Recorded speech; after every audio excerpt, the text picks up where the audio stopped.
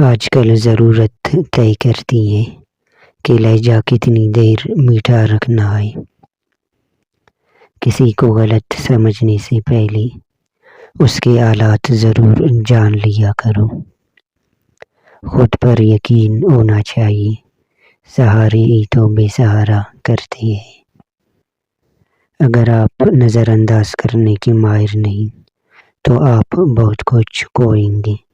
سب سے پہلے اپنا سکون۔ اس شخص کو دوست مت بناؤ جو کسی محفل میں آپ کو شرمندہ کرے، چاہے وہ مذاق میں ہی کیوں نہ ہو۔ اچھے دوست کبھی بوڑھا نہیں ہونے دیتے۔ اولاد وصیت پوچھتی ہے، رشتہ دار حیثیت پوچھتے ہیں، لیکن اچھے دوست خیریت پوچھتے ہیں۔